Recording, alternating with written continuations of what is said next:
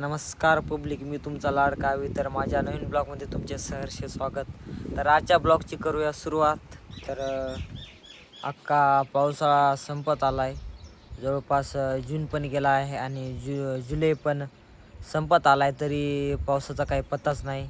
आणि सगळ्याच्या जवळपास आमच्या पेरण्या झालेल्या आहेत.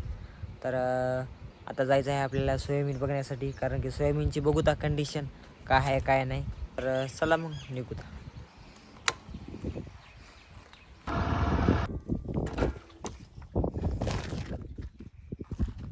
ही जी आहे ती वरपूड चारी आहे आणि सगळे आम्ही कॅनलच म्हणतो, छोटा आमचा कॅनल.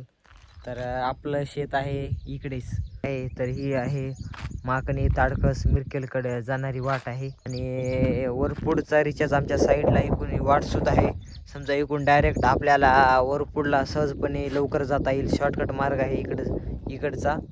आणि इकडून म्हटलं थोडं लांब पडेल आणि पावसाळ्याचं इकडून जे आहे तर इकडून आपल्याला जाता येणार नाही, त्याच्यामुळे डायरेक्ट आपल्याला मेन रोडनं जाईल. आणि इकडं बघा कबलापूरला येत आहे, इकडून सुद्धा शेत आहे आणि आपलं सुद्धा इकडं शेत आहे. तर आपल्याला जायचं आहे आता इकडे. हे असं आहे बघा आमचा शेतीकडे जाण्याचा मार्ग. पाऊस पडलं तर आम्हाला डायरेक्ट पायानं जावं लागतं, गाडी सुद्धा जात नाही. सध्या आता पाऊस पडत नाही, त्याच्यामुळं आपल्याला गाडी सहजपणे आपल्या शेताकडे जाते. तर सध्या आपण आलेलो आहोत. तुम्ही बघू शकता आपला जे कडूळ मेगा सीट आहे ते वाढलं आहे, अर्ध्यामध्ये वाढलं आहे. पण पाऊस पडत नाही, त्याच्यामुळं जास्त काय अजूक वाढ झाली नाही त्याची. जवळपास पावसाळाच आहे, पण उन्हाळ्यामध्ये ऊन लागायले. आपलं सोयाबीन पेरलेलं आहे. तर बघू शकता तुम्ही, खूप चांगल्या प्रकारे आले आहे. हे वरचं जे आहे तर वरचंच हिरो आहे आणि खालचे शेंडे सुद्धा खूप वाळ्यागत झाले आहेत. पाणी नसल्यामुळे आपल्याकडं बोर आहेत, पण बोरला पाणी नाही. 2 बोर आहेत पण बोरला पाणी नाही. आता वरचं ढेला पण लग्न झालेलं आहे. तर आता खालच्या ढेल्यामध्ये बघूता खूप चांगल्या प्रकारे खालच्या ढेल्यामध्ये सुद्धा सोयाबीन निघालेलं आहे. आमच्या गावाकडे 40% हळद, 40% ऊस आणि 10% आपलं कापूस आणि 10% सोयाबीन, जवळपास 100% असं टक्केवारीचा मी धरलेला आहे.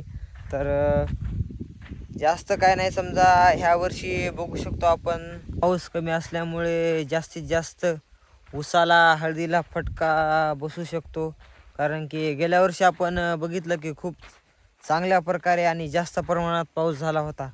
पण ह्या वर्षी तर काय जास्त प्रमाणात पाऊस दिसत नाही. माग जास्त मोठा सळाका पडला होता, त्याच्यामुळं जवळपास आमच्याकडे सगळ्याच्या पेरण्या झाल्या होत्या.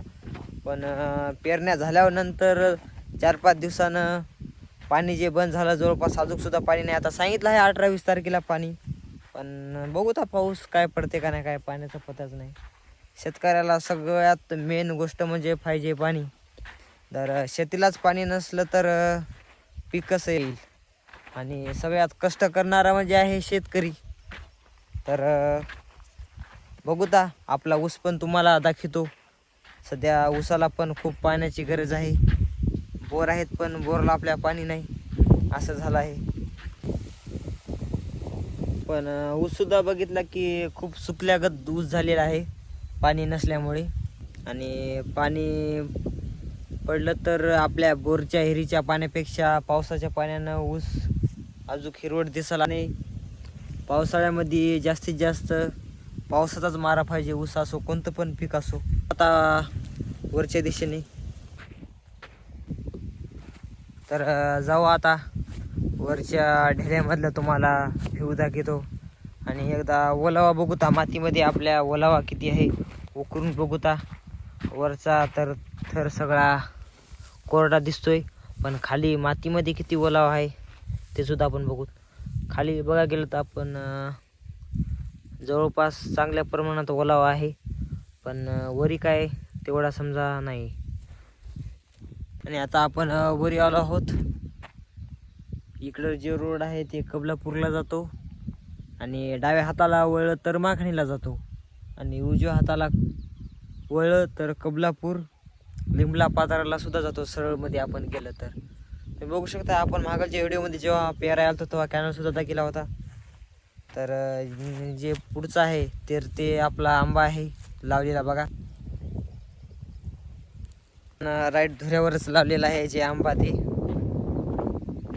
तर चला तुम्हाला दाखवतो पुढचा अजून एक व्ह्यू. आपल्या धुऱ्याच्या साईडला जे झाड आहे तिथं घरटे सुद्धा केलेले आहेत चिमणीनं खूप चांगल्या प्रकारे बघू शकता. आणि खाली पण नजर गेली बघितलं की चिमणीचे घरटे खाली पण पडलेले आहेत.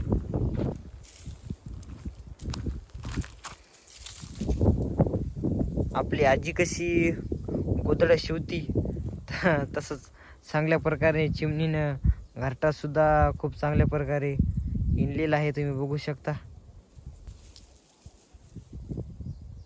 तर सध्या तुम्ही बघू शकता खूप चांगल्या प्रकारे चिमणीनं घरटा तिचं आहे ते विणलेलं आहे. तर सध्या पावसाचे दिवस असल्यामुळे हे जे घरटा वर होता तर ते खाली पडला आहे.